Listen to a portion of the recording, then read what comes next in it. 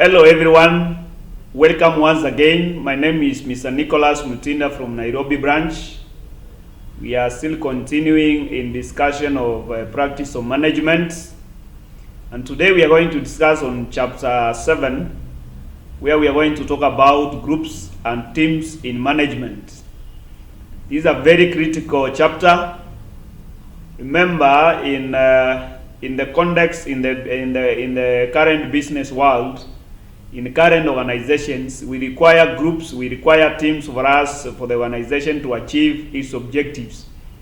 So it is very essential for you as a manager to understand how groups work, how groups are formed, how teams work, how can you be able to increase cohesiveness and effectiveness of teams in management. Because remember, what we have been discussing all along is that no individual employee, no individual department can be able to achieve its objectives. So you require teamwork in the organization. You require groups. You require for organization to work as a team. So you as a manager, how you need to understand the basics of group, and how do you ensure that your team are working effectively and efficiently. How do you ensure that each member of the group, each member of the organization, each member of the team is feeling appreciated, is producing, is working optimally? How do you know that? How do you ensure that all the people in the organization are working towards a common objective? And you can only do that by understanding the basics of groups and understanding the basics of teams. So we are going to look about formal and non-formal groups, and you find that in the organization there is a group. For instance, a department is a group, is a formal group, is a formal team. But you find that probably based on personal interest, based on behaviors, you find there are non-formal groups. Probably people will like discussing football, people would like discussing fashions, people would like discussing politics. You'll find they are coercing around, they are always together because they like those discussions, and those are what we are calling non-formal groups. So in the first subtopic, we talk about formal and non-formal groups. We'll also talk about stages of formal group formation. And then in the third subtopic, we'll talk about importance of teamwork. The next one is team effectiveness and cohesiveness. And then in the subtopic 5, team management. But then from topic 5, subtopic 5, we'll do another video. So this video will only cover 4 subtopics. The other 5 subtopics will be covered in the next video. Groups and team management 2. This is group and team management 1. So we'll cover the first 4 subtopics, and then in the next video we'll cover the last 5 subtopics. So I encourage you, if probably you have not subscribed to my channel, kindly click there below the video and you'll be able to subscribe. So welcome to the main class now, where we'll start on formal and non-formal groups. So we start with the 7.1. 7.1, formal and non-formal groups. Non-formal groups. So before we go to formal and non-formal groups, what do we mean by a group? What do we mean by a group? A group is basically a number of people who interact with one another and are psychologically aware of one another. Group of people, any number of people who are psychologically aware, who are coming together. Group, an assemblance of people. An assemblance of people who come together and are aware of a particular, are aware psychologically that we are together, probably They may be aiming at achieving a certain objective. They may be aiming at a certain objective, or they have specific characteristics. They have common characteristics. They have common agenda. They have common interests. Those that can be said to be a group of people.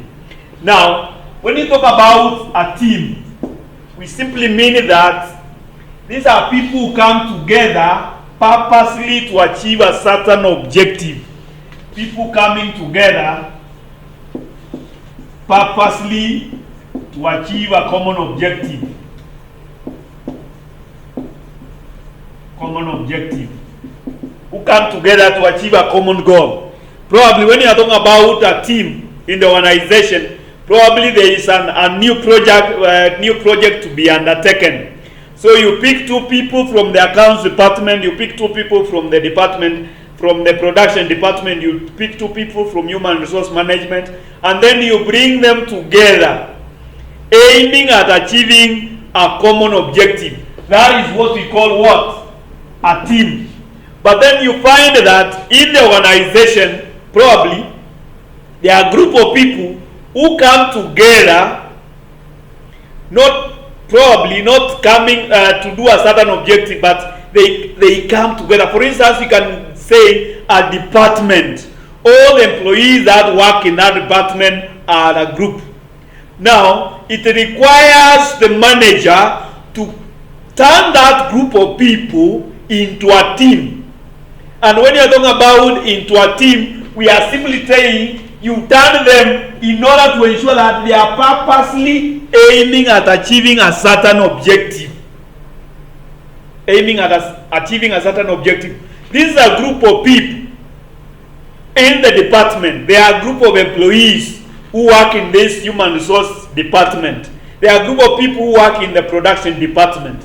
But now, the manager, to ensure efficiency and to ensure effectiveness in achieving the organization objective, he has to turn this group of people into a team to ensure that they are working towards a common objective.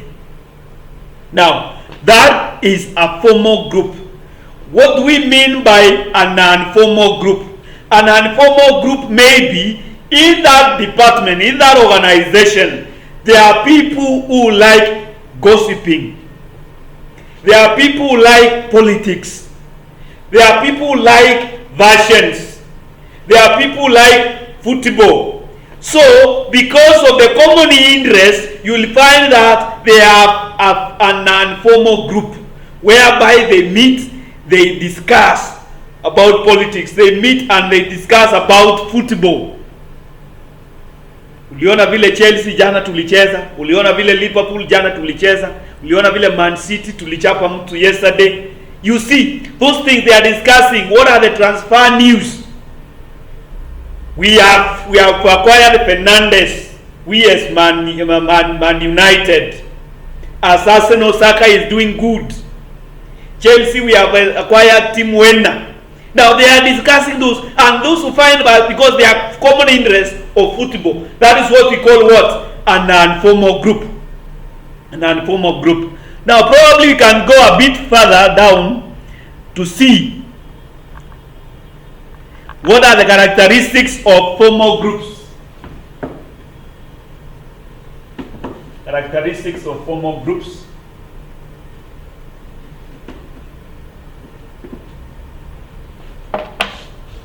They have a formal structure. Characteristics of formal groups. Number one is that they have a formal structure.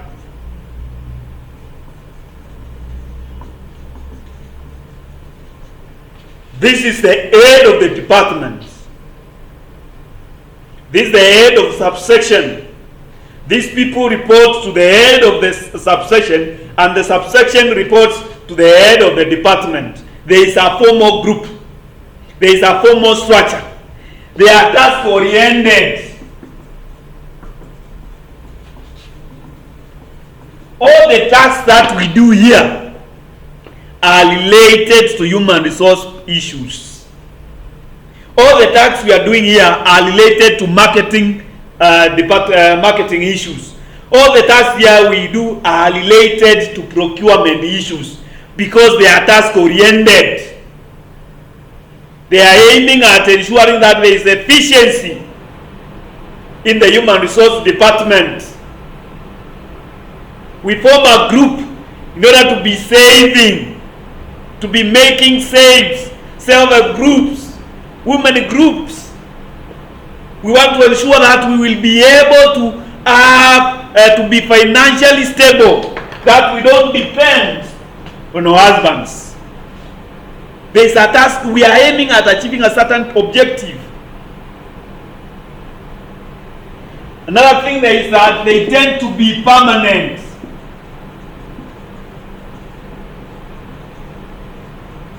They tend to be permanent until they acquire, they accomplish their objectives. They are consciously organized. Consciously organized. They are consciously organized. This is the MD. This is the head of department. He is the one who makes ultimate decisions. We can give our views, but he is the one who makes ultimate decisions. That is not prevalent in informal groups. In informal groups, anyone can be talking. There are no formal, but there are no rules. Here we have rules and regulations. Rules and regulations.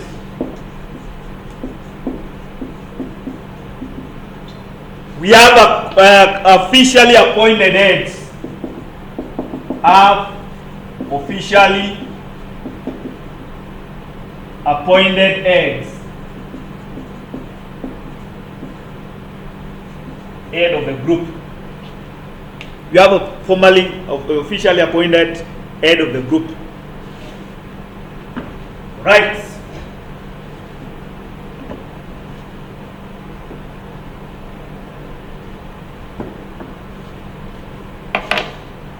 Now. What are the functions of formal groups? They test and ratify decisions. Consult and negotiate and resolve disputes within the organization. Create and exchange ideas. The formal groups. What are the functions of a formal groups in the context of an organization? Test and ratify decisions. Consult, negotiate, and resolve disputes within the organization. Create and exchange ideas. Coordinate the work of different individuals. Help the individuals to develop self-image. Motivate individuals. Spread the policy of the organization. Those are some of the functions of formal groups. But we are looking at in the context of the organization. You are looking in the context of the organization. Now, I think that is all what we can discuss about formal groups. So, let's go to informal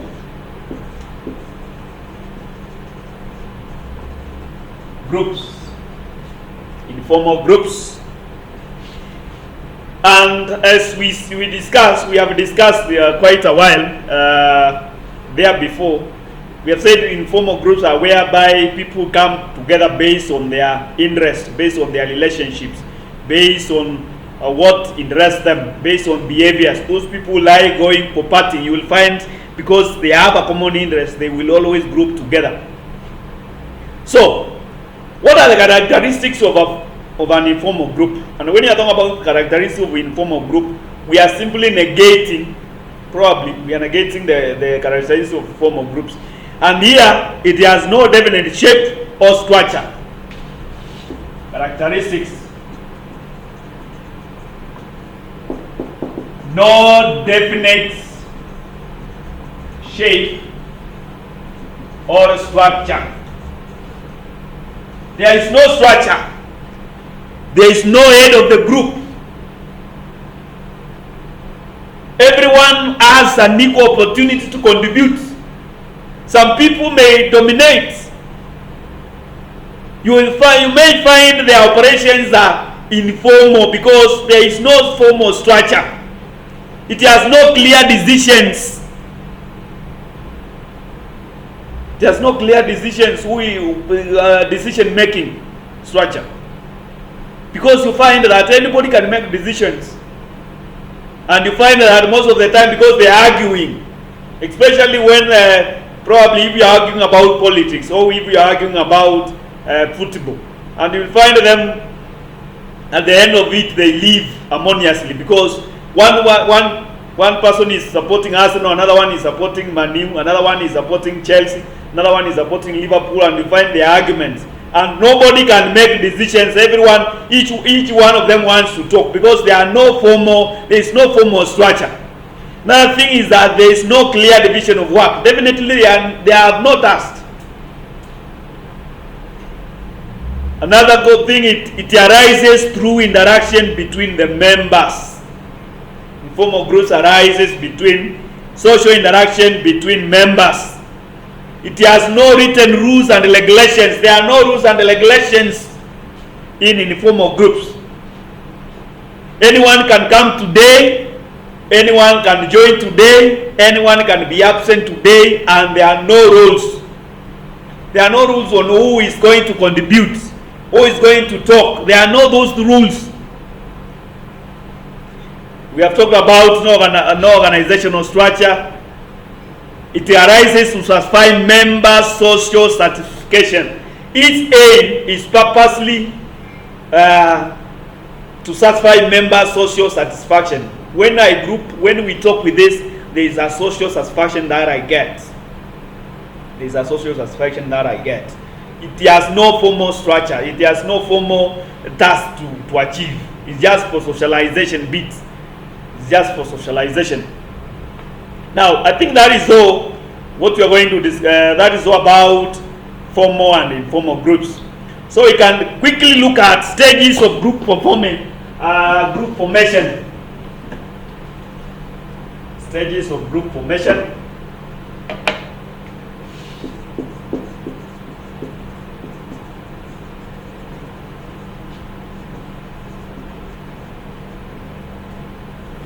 Stages of group formation, and there are 5 stages. There are 5 stages. There are 5 stages. And number 1 is what we call forming. Forming. So when you are talking about forming, we have realized that we need to have a group. We need to have a group. Probably after you are through with your degree, probably after you are through with your postgraduate diploma, one of the class reps to go and have a party to celebrate the achievement of acquiring your postgraduate diploma or your achievement of acquiring your degree. So you form a group. You come together. You come together. You set, what are we going to do? Because you are forming, you are coming together. If you are talking about when human groups come together to start saving, so you come together, you form that group to identify the purpose of the group, its composition, and the references. You are coming together. What are we going to do? You are going to start a self-help group. What are we going to be doing? We are going to be saving and doing table banking. We are going to be helping each one to acquire a car, to acquire this. Now we are coming together based on the task ahead of us. That is what stage 1 does, forming a group. Now, the second stage is what we call storming. Now, you have formed the group. You have formed the group. Now you are at stage 2, where is called storming. Storming. And you find that in storming is characterized by disagreements.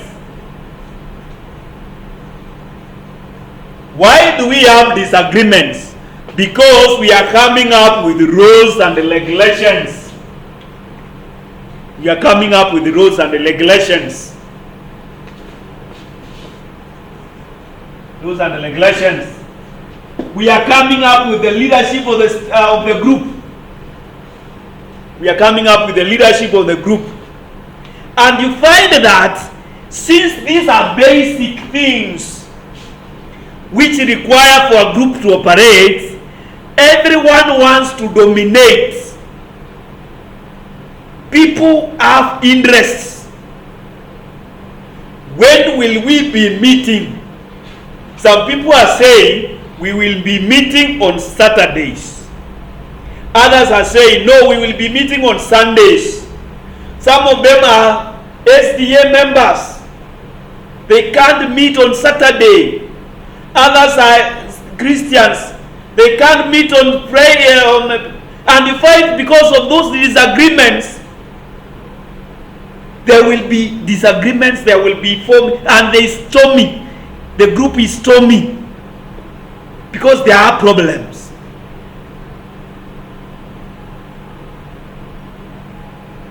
There are problems. We are coming up with codes of conduct. We are coming up with a structure. We are coming up with the leadership. At what point do we expel members? Probably if they don't subscribe, or they don't pay their subscriptions consecutive for 2 months. Others are of the view if you don't pay for 1 month, you must be kicked out.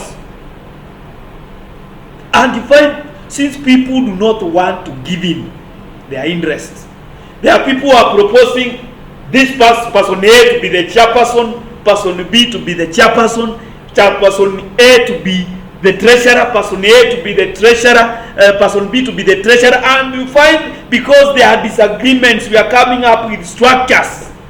We are coming up with codes of conduct. We are coming up with rules and regulations. And you find members cannot be able to agree.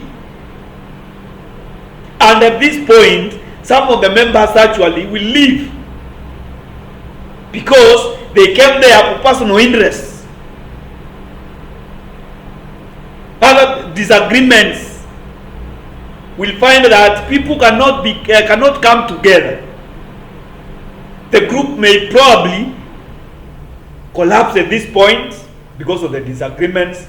The other group will definitely find that we cannot continue unless we agree.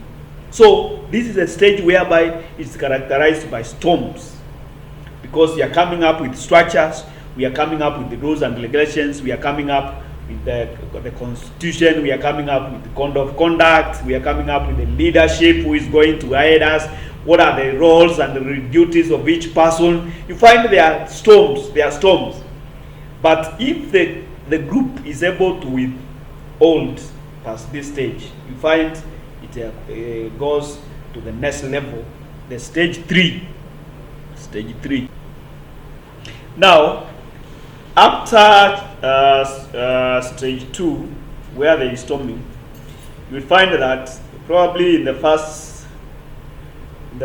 second 2 meetings, there are disagreements, things have not worked. So when people have hardened their positions, to reach a point that, because these guys, remember, they came together for a certain for a common purpose, aiming to achieve a certain objective. They will realize without giving in, without give and take, they will not be able to move. So it will move to the next stage, where we call norming. And norming is whereby they agree now. Since there is this group, there is that group, there is those groups, there are various interests. They will agree. Ladies and gentlemen, let us kindly agree this will be our chairperson, this will be our treasurer, this will be our secretary. Let's all agree. These are things we are doing in order to ensure that the group is performing. And now they know the conflict, the hostility has cooled down. Each member has come down. And now they are reasoning together. And now, that is the stage you are calling things have normalized. And now they agree. They agree. These guys were proposing, because we go on Sunday service on Saturday. These guys go on Sunday service on Sunday. So let's meet on Sunday evening. Sunday evening. When the SDS have gone to church, when the other Christians have gone to church, let's meet on Sunday. They have normalized, because they have realized if each one of them does not give in, definitely the group will not move. If you are talking about the rules and the regulations, they agree on a compromise. Let's give these guys 2 months. If they don't pay the subscription, we kick them out. What are the code of conduct? They normalize, and after they have normalized, now they agree on rules and regulations. They agree on leadership. They agree on the code of conduct. They agree on operational guidelines. Their guidelines, what is going to govern the group. There is norming in the group. Now, it is after the norming now, we go to the fourth stage, whereby they perform the duty that they required. They are able to do. They are able to do what made them to come together. And that is what we are calling performing. Performing, because things have cooled down. So they are able to perform. They are able to achieve their objectives. They are able to do what they require to do. If you are talking about a team, it has come together. It passes all those groups, all those stages. Now they have agreed. Let's do what brought us together. And because now they have rules and regulations, they have code of conduct, they have the leadership structure in place, they are able now to perform their duties. They are able now to achieve their objective. Then now after performing, this is performing. Now this is what we call an journey. This is what we call an journey. And journeying simply means that we have done what we purpose to do. So there is no purpose of continuing in this group.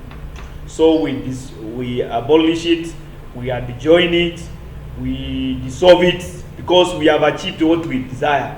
If you are talking about having a party, to celebrate our achievements in education, since we have finished our degree, since we have finished our postgraduate, now we have gone for the party, we have done the party, we have come and audited the party how it was, and we have achieved. So we agreed to dissolve the group, and that is the last stage of adjourning, because we have achieved what we desired to achieve. We have achieved what we desired to achieve. Now, I think there is no other thing we can talk about in stages of performing, stages of group formation. So probably we need to go to importance of teamwork in management, 7.3. 7.3.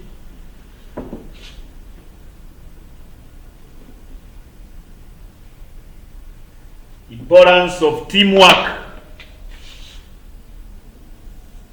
7.3. Importance of teamwork in management.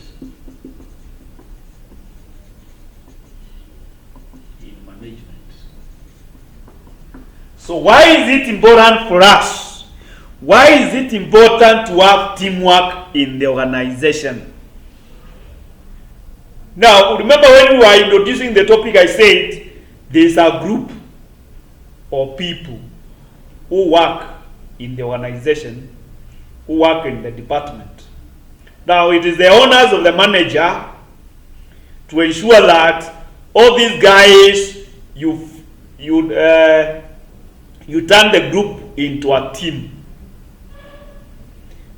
and to ensure that there is teamwork. So, why is it important? What is the importance of having teamwork in management? That is what we are going to discuss. And number one is there is increased efficiency and effectiveness.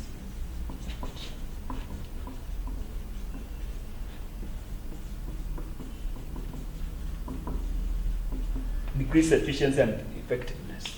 Look at this way. You are in this department,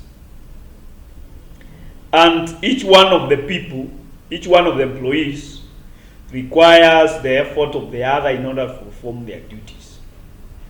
So we are serving customers. Let's say we are working in the accounts department, accounts and finance.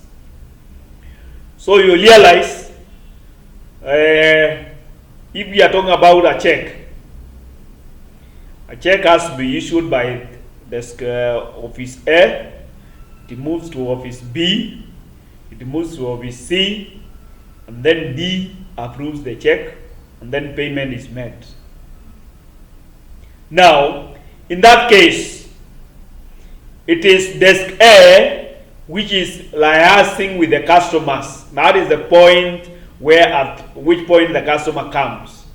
So the person in desk A has to move the check to desk B and has to ensure that it moves to desk C and then D, and then now he pays. Now, if there is a problem, there is no teamwork, person C can sabotage the work and ensure that the person is not paid in time, because probably requires some documents from person in desk B.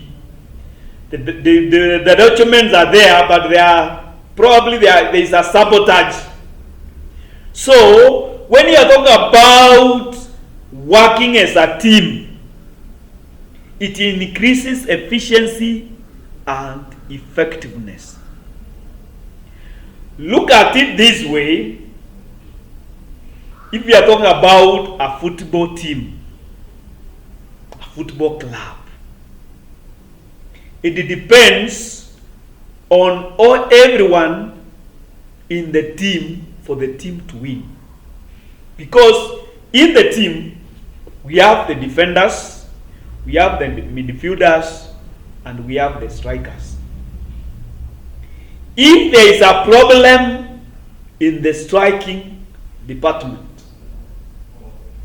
we will find that the team is not conceding because they are good defenders and they are good midfielders. So the team is not losing. But it is as well is not scoring goals because there is a problem in striking. If there is a problem in defending, the midfield is okay, the striking is okay. The strikers are doing their work as expected. So the strikers may score 5 goals because they are efficient. But the team, there is a problem at defense. The team inafungwa bao sita. The strikers may score 2 goals. Since they are striking, there is a problem. There is efficiency. But the defenders are allowing the opposite, the enemy, the opposite team, to score 3 goals. So you find the team is losing, even though there is efficiency in striking, there is efficiency in midfielding. They are scoring 2 goals, but the opposite team is also scoring 3 goals because there is a problem at the defense. So you find there is no effectiveness. Increase efficiency and effectiveness. Now, the second point is that idea generation. Idea generation. You can be able to generate ideas. We are working at the production department. Somebody in marketing can generate ideas in how to improve the quality of the product because they are getting feedback from the customers. But now, if procurement department is not working as a team with production department and marketing department and the accounts and finance department, where will those ideas come from? If you're working in HRM and you find that there are problems, we cannot be able to communicate, there is animosity between the employees, when will we generate new ideas?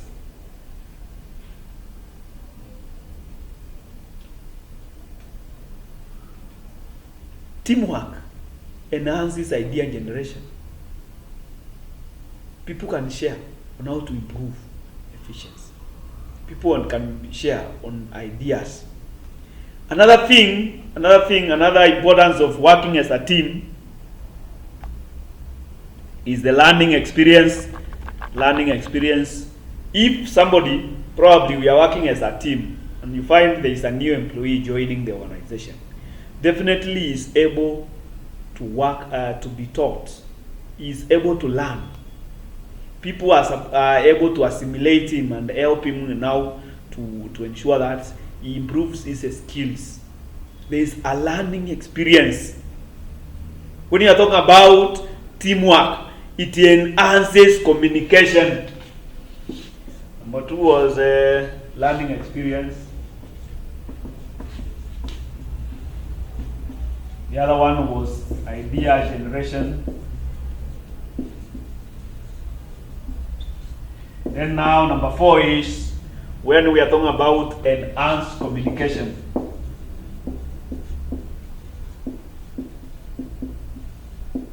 Because you're working as a team, there is enhanced communication. People are working as friends. They know that for them to achieve, they depend on the efforts of others. My friends, the customer, the check the customer brought is yet to collect it. How far is it? How far is it? Oh, give me a few minutes, I will answer you. Quite well. Oh, the check is at the MD's office. He will be signing, and then we will get it possibly by tomorrow morning. Enhanced communication.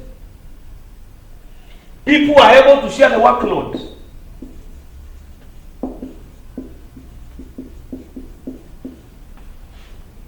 To ensure that nobody is being overworked. Nobody is being overworked. They are all working at the same. They share the workload because there is a teamwork.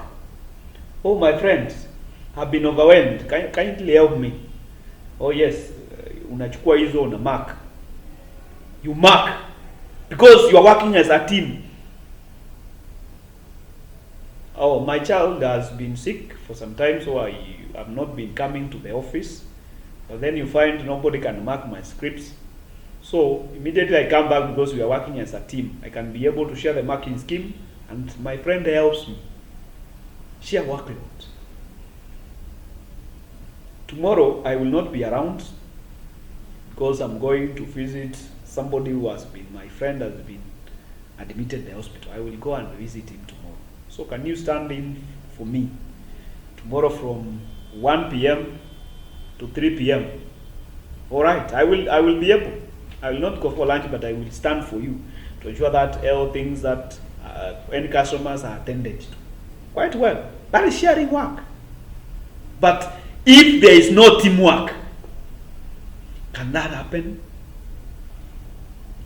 Can that happen if there is no teamwork? Somebody has been sick, after sick leave, probably 1 month or 2 months, where he left the work, he will still come and pick it from there. Is there teamwork in that office? Those are the issues we are talking about. Those are the issues we are talking about. Then you find there are also, when there is teamwork, there is a support network. You can get support, especially when you are going through challenges, you can get support. There is harmonious working relationship. There is a harmonious working relationship.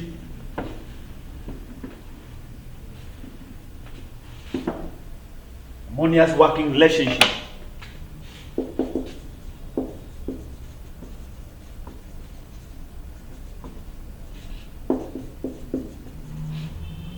There's harmonious working relationship.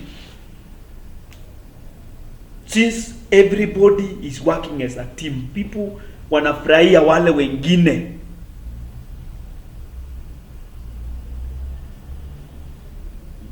People wanafurahia wale wengine. People are joyous when somebody has achieved, somebody has been promoted. You don't find things are moving smoothly. There's smoothness the way the work is doing. No, I think those are teamwork increases competitiveness. That's correct. Teamwork increases competitiveness.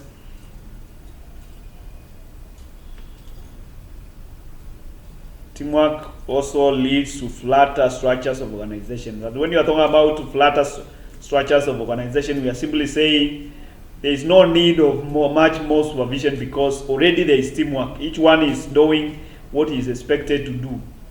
There is a flatter structure. We don't need to have several people supervising us. The structure is flatter. You just need probably one supervisor or two supervisors in the whole organization, because everyone is working as a team. You don't need so much supervision. You can work under minimum supervision. It enhances cooperation. Yeah, that one we have talked about.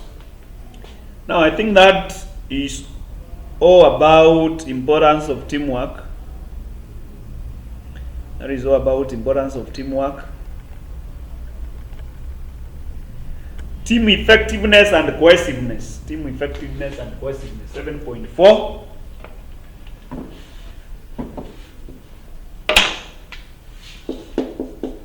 Team cohesiveness. Cohesiveness and effectiveness.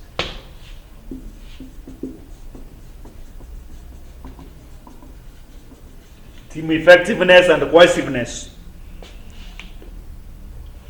We have discussed the issue about ensuring that there is cohesiveness in the team.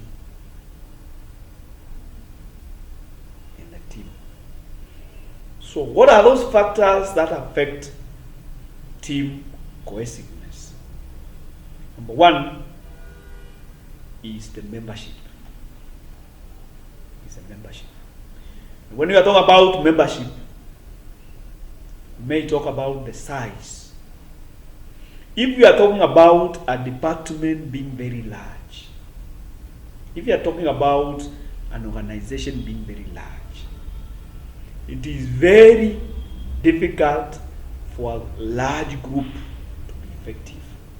That's why you find good management splits the organization into several teams, because they can't work when there is large. So the size of membership, the size number of the members determines whether an organization, whether a team will be effective or cohesive. That's why it is good to have leaner teams. Leaner teams. If you are talking about having everyone to give an idea, or giving each one a time to contribute, you can imagine a group of 100 people, each one giving his own opinion. When will it end? When will we agree? Different 100 opinions. But 10 opinions, we can be able to agree on one. But if you are talking about 30, each one has an opinion. When will the group agree? Now, remember, these are guys who have different backgrounds, different interests, different education levels, different ages. When will they agree? The size of what? The size of the organization or the size of membership in that team. Number two is the compatibility. Is the group compatible? How can we ensure compatibility of the group, of the team? How can we ensure? Do we have work environment, conducive work environment? Do we have conducive work environment for the team? Because a conducive work environment enhances team effectiveness and cohesiveness. If the work environment is not conducive, you'll find group members, team members are disagreeing because the environment is not conducive.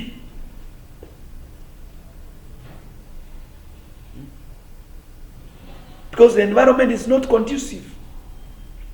Do we have communication in the group? How is communication done? Because communication enhances team cohesiveness, team effectiveness. This guy, employee X, is required to do this and this and this and this. There are clear guidelines. There are clear guidelines on what you are expected to do.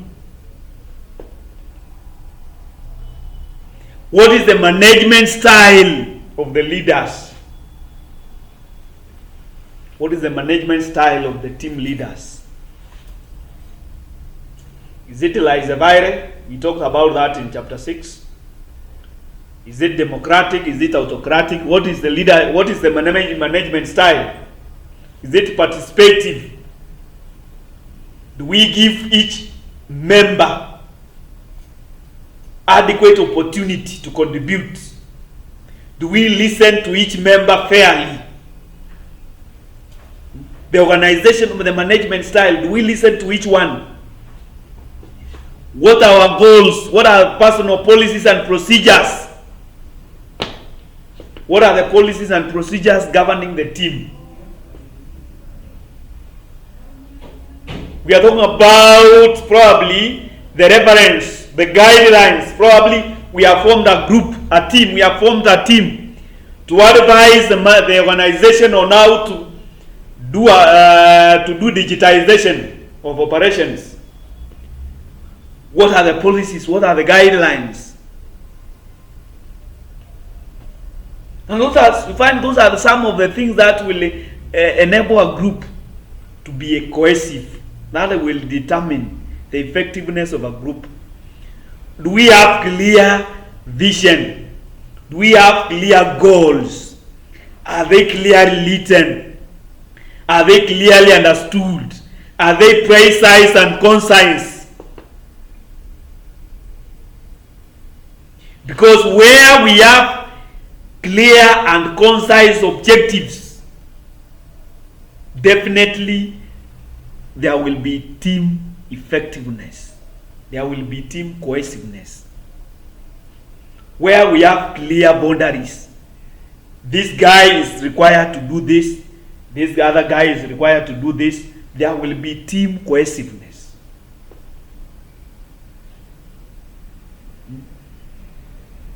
So those are the things that you find people are able to do if they are clear.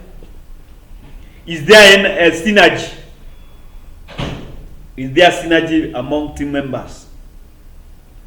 Do we have adequate resources? Is the team facilitated adequately? We are required to meet probably on Saturday. We are supposed to have probably to do some research. Are you facilitated? Do we have enough Wi-Fi? Do we have enough writing materials? Are there adequate resources? Do we have regular reviews of the meetings? Do we have regular reviews on our progress? Because these are things that affect team leadership, team effectiveness and cohesiveness. And where they lack, definitely you may not be able to achieve what you are required to do. And you find these are very critical issues. So ensure all those things are clear, so that you enhance what? Team effectiveness. Otherwise, I think those are all what we can discuss about team effectiveness. And that is the end of this video. We have discussed 4 subtopics. This is the end of this video. And before we end, I will kindly request, if you have not yet subscribed to my channel, kindly subscribe. Just click on the button there below the video, and you'll be able to receive more of these videos. In the next video, we'll be discussing about the last subtopics in groups and teams formation. We will start on team management 7.5. Otherwise, thank you for watching. Bye.